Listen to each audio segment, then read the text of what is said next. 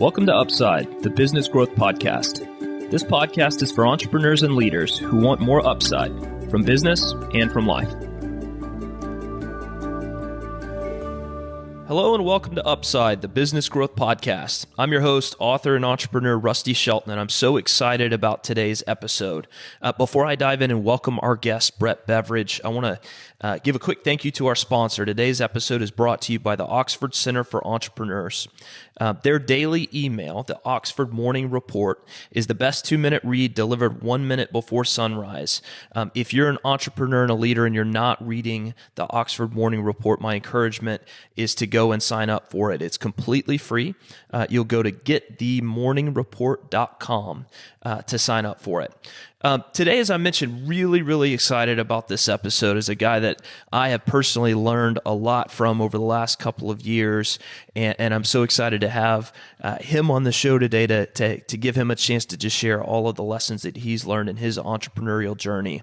Brett Beveridge is a serial entrepreneur who thrives on building businesses from the ground up and prides himself at being on the forefront of technology. Since founding the revenue optimization companies, T-Rock, the founder and CEO has helped propel the parent company of 6 brands to become a leader in the wireless, electronics, software, and retail industries, assisting many big box retailers and Fortune 500 companies such as Apple, Sprint, AT&T, Walmart, Comcast, and many more. Beveridge believes in combining people and technology to help companies reduce costs and increase sales while always exceeding customers' expectations. Brett, welcome to Upside. Thank you very much. What a great intro. I don't know how I'm going to be able to hold myself up to that. I was going to say, man, that's quite a list of companies that you all have worked with at T-Rock. Talk to us a little bit about T-Rock and the umbrella of companies within it. Sure. So like you said in the intro, T-Rock stands for the Revenue Optimization Companies, but T-Rock sounds a lot cooler, so we decided to go with that. Agreed. And really, T-Rock is a company that sits on top of those 6 divisions that you mentioned, all of which were created to optimize your customers' retail operations and sales operations. 4 of those 6 are people solutions, and 2 of those are technology solutions. So we always state that we're trying to optimize your business and dramatically increase your sales and lower your costs through the combination of our people and technology solutions. And our services are broad, and it's really all about outsourcing the most difficult problems that you have as a medium-sized or enterprise, large Fortune 500 company, or if there are things that we can do better, smarter, faster than you can. When people ask me, should I insource or should I outsource? That is the answer I give. If a third party or a provider like a T-Rock can execute that task better, smarter, faster, cheaper than you can, then you should really consider outsourcing it. With a caveat that if it's core to your business, meaning your business depends solely on that core competency, then you should never outsource that. An example might be you're a software company and you sell software to businesses and consumers. You want to make sure you own that code, that you have your developers developing that code, and that you don't outsource all of that to a third party that could potentially leave you very vulnerable and susceptible to being out of business if they decide to go elsewhere or close their doors. Yeah. So go ahead, please. I was going to say it's all about the leverage there, right? So you've got to own absolutely the core of that business. But I know, the different companies that I just ran through there, Apple, AT&T, et cetera, look to T-Rock for help kind of outside of that core business. Can you talk to us a little bit about what does a typical engagement look like for you guys as you're working with companies on that level? That's a great question. And I'll tell you, a lot of people that we speak with just ask, why do they need you? You're talking about Apple and Walmart and right. AT&T. Why do they need you? Well, what we've noticed over time, and I've noticed in my previous lives, is that when it comes to selling technology in particular, selling complicated products and services that require kind of a consultation, the medium and large size companies really struggle with that. Retailers struggle with it, as do even the manufacturers and other service providers. So typical engagement would be, we are in a big box retailer that you would recognize, and you walk and are walking by the electronics department, and you look at this brand new Samsung S10 in the display, and you're interested in it, well, you'll be speaking with our W-2 employees that are fully managed by us and are fully trained and incentivized by us to help that customer through that customer journey, all the way from the greeting through to the determining of needs, presenting products that meet those needs, activating that customer, and then ringing that big box retailer's register on their behalf. So don't think staffing agency. We're not a staffing agency. We build high performance sales teams that take the customer through the entire customer journey and have them leaving feeling super impressed and definitely exceeding what they expected to get in that big box environment. Love that. And I read a recent article that you wrote on LinkedIn, and for our listeners, you can find Brett's LinkedIn account at Brett Beveridge and give him a follow there. He's at almost 37,000 right now. You wrote an article, New Year, New Sales Strategy. And I know for a lot of entrepreneurs, a lot of leaders, when we dive into a new sales strategy to start the year, in a lot of cases, we're focused on, okay, how do we sell more quickly? And I thought it was so interesting in this article, you focused on two different things. One is the customer experience, and the other is your employees and making sure that they're feeling empowered and appreciated. Talk to us a little bit about the learnings that led you to that kind of a focus as you've grown T-Rock. Sure. Well, like I mentioned before, in a previous life, I ran a large chain of stores across the country. We had about 300 locations in 34 states and Puerto Rico. We eventually took that company public and sold it to Nextel Communications, which later merged with Sprint. And in both of those environments, and as I hinted earlier in this interview, people that are selling these kind of products and services that require a lot of hand-holding and require a lot of kind of like a prescription, for lack of a better word, right? There was a huge opportunity in the marketplace. So making sure that our people are well equipped. I mean, they need to be fully trained on everything from how do you greet a customer to how do you provide aftercare.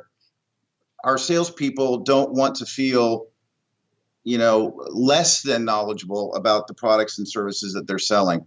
So our T-Rock Rise, which formerly was called T-Rock University, focuses exclusively on that kind of development and making sure that our T-Rockers, as we like to call them around the country and now around the world, are fully capable and fully knowledgeable about whatever products and services our customers are asking of them to sell. Now that's fantastic. And I know for a lot of people in the retail space, Brett, that are listening to this, and we've got entrepreneurs and leaders in that space, I think, for a lot of them, the magic question right now is the future of retail versus online retail. And obviously you guys are at the forefront of that. What are you seeing in that space right now in terms of physical retail versus online retail, and anything that for those people who are involved in a physical retail operation, any suggestions that you might have for ways that they can do a better job of educating and prescribing more of an educational sale for their customers? Sure. I speak on this often, and I will tell you, I am really excited about the future of retail. Everyone has kind of written off retail as going to be replaced by the likes of Amazon and other online powerhouses. But I'm not sure if you know this, Rusty, but of all retail sales in the U.S., only 11% of those sales come from online e-tailing and online e-commerce. Only 11%. Wow. So why is Amazon opening bricks and mortar stores if retail is dead? Why is Amazon opening bookstores of all stores, bricks and mortar bookstores, if retail is dead? They want their piece of the rest of the 89% of the retail market that's available. So retailers need to embrace that their physical distribution is their biggest asset. It's not a liability, it's their biggest asset. And it's up to them to focus maniacally on the customer experience and making sure that the customers want to come back, that they want to see and speak to live bodies that are smiling, that have wide eyes, that are friendly and eager to help them serve their needs.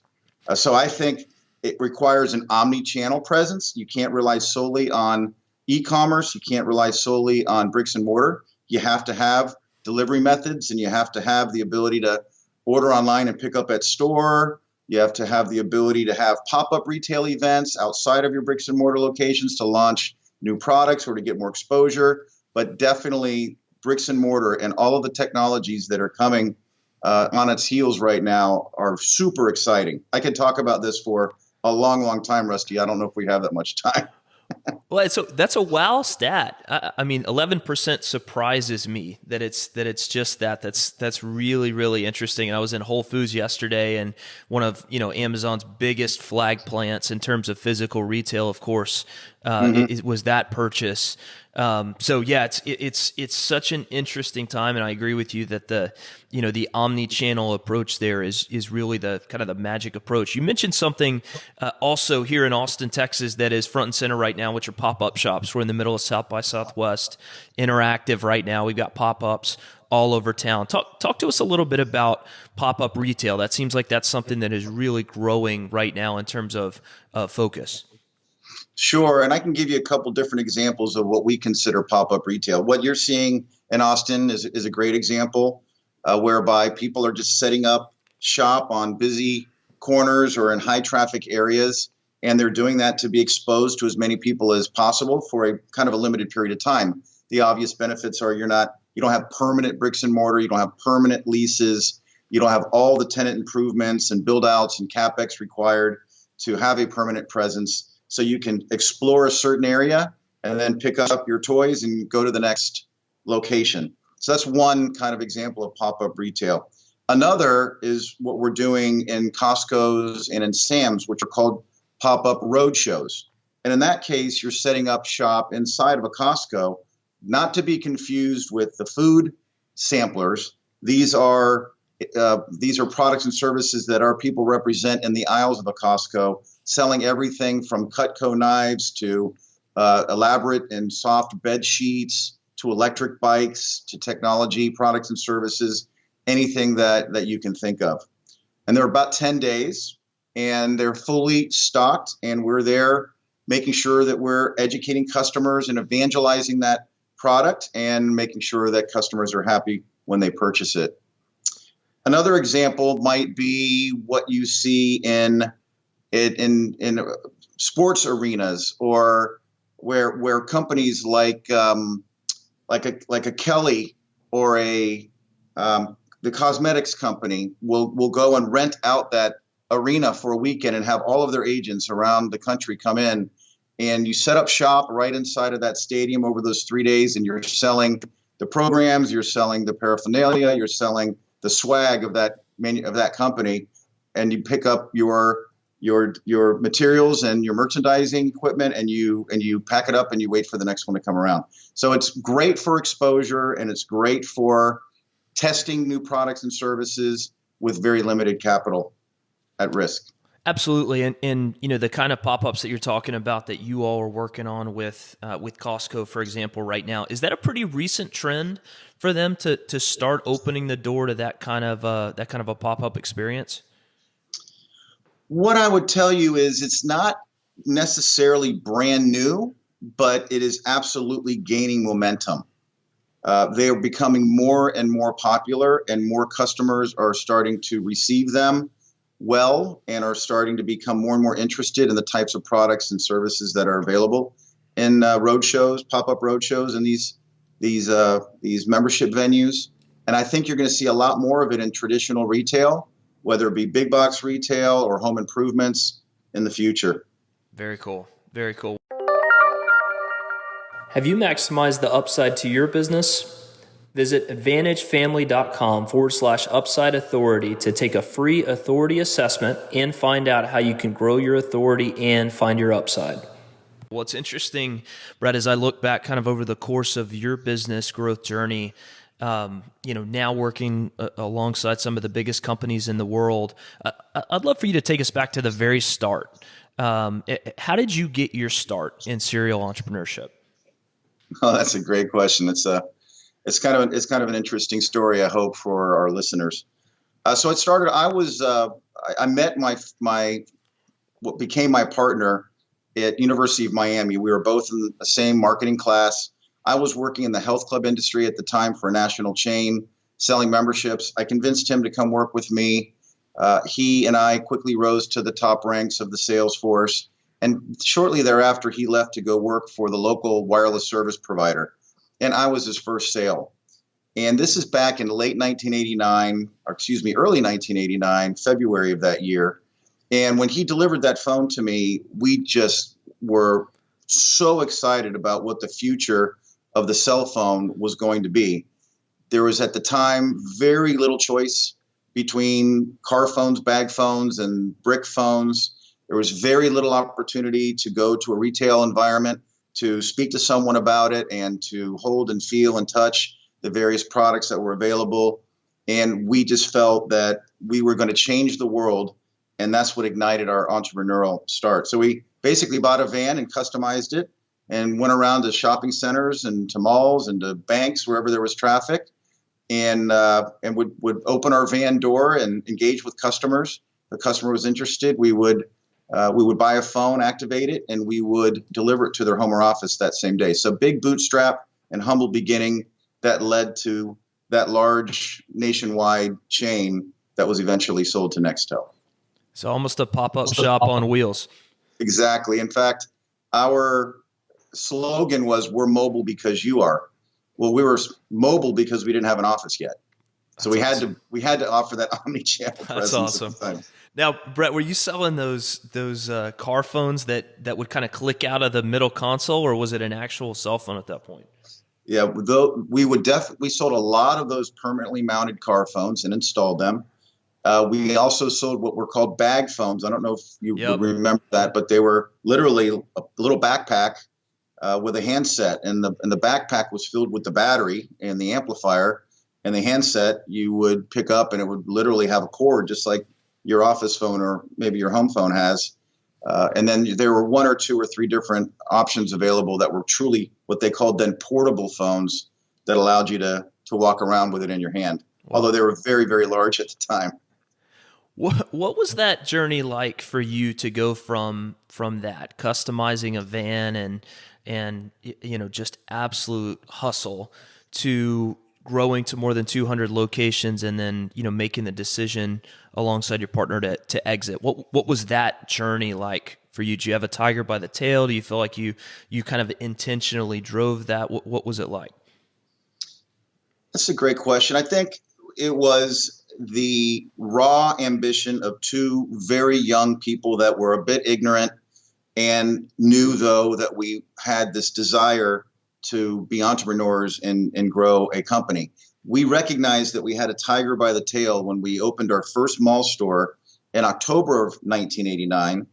And out of 144 square feet, we were generating $2 million in revenue. Wow. We cobbled together enough and saved enough to open another store and saw similar results. That's when we knew that we had the tiger by the tail. So we went out and raised some angel funding. We sold 10% of our business for $250,000. We then later received some bank debt and then some venture capital, and parlayed all those resources, dramatically grew through organic growth and several M&A transactions before, again, we took it public in November of 1997. So about 9 years after we started. Wow. And so I'm curious, that experience for you, how does that help inform the vision and leadership for T-Rock today?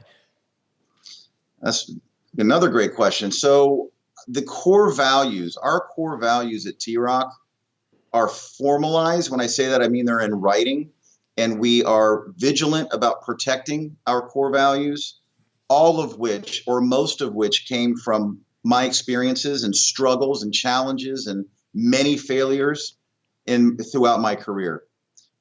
Let me read them out to you very quickly. One is be an entrepreneur every day. So obviously we have the entrepreneurial spirit in our DNA. We want every T-Rocker, whether you're a senior leader or you're on the front lines selling technology on a Sunday at 2 o'clock by yourself to help us solve problems, to help us be better. We want to listen to your ideas and how we can solve and optimize our business even better. So be an entrepreneur every day. We want to make honesty and integrity win every time. Again, that's been something that I've been confronted with, whether I should take a shortcut or do the right thing. And I've always done the right thing, and it's always been the best thing for me to do, not only because I sleep great at night, but because it really does seem to come around, especially when you do something the honest way, and it hurts when you do it. And we want to amaze our customers. We want them to feel they're getting more than they expect. We want to always embrace change and learning. In our world, there's no such thing as autopilot. You can't set it and forget it. And one of the most important ones is to have fun and never take yourself too seriously. We're together a lot, and we need to enjoy the experience. We need people to like being around each other. So, yes, the answer is they weren't really formalized in my previous life, but that's the DNA of our company and why I think we've managed to find some success over the last, half a dozen years. Love that. I love the, the combination there of just pure integrity, but also looking to have a good time and enjoy yourself as well. And, one of the things, Brett, I know you've got 3 daughters, you've got a great family, and obviously a very busy schedule. Talk to us a little bit about how you balance, your penchant for getting out and traveling with your family and experiencing new things with, the growth of just a fantastic business. How do you personally balance on the work-life front? Very difficult to answer that. It is, being an entrepreneur, you feel the highs of the highs and the lows of the lows. You're really never kind of turned off completely. You are always connected and or always thinking about your business and the challenges that you're facing and the opportunities that you have for success. But I absolutely make it a point that when I am home and around my family.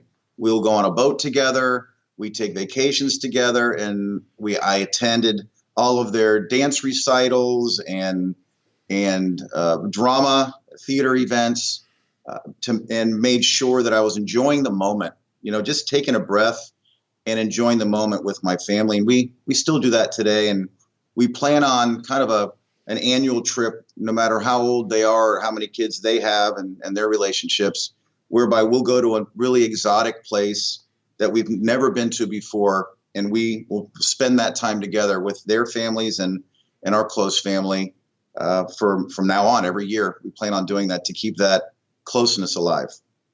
Love that. That's fantastic. And Brett, I always like to kind of wrap up our interviews with a question. So as you look back over the course of your business growth journey, what's been the biggest upside for you? I really enjoy starting things from scratch. I have been in larger company environments before that either we came in to help fix and or even large Fortune 500 companies in a senior level role. But I die a little bit every day if I'm not in an environment where we are marching to the same drum. We are all drinking the same Kool-Aid. We all believe in the vision and mission and purpose of the company. But for me, it all starts from a napkin and an idea and growing it from there. Love it. I'm a napkin guy as well. Brett, for our listeners, if they want to read some of your content, if they want to keep an eye out for your upcoming book, if they want to learn a little bit more about T-Rock, where can they go for more information? I think you mentioned my LinkedIn, which is Brett Beveridge. They can go to our website, which is trockglobal.com. They can go to my Instagram, which is Ask Brett Beveridge, and they can go to my Twitter, which is B Beveridge. Awesome, Brett. Thank you so much, man. That was a really, really helpful interview. I sure appreciate you joining me today.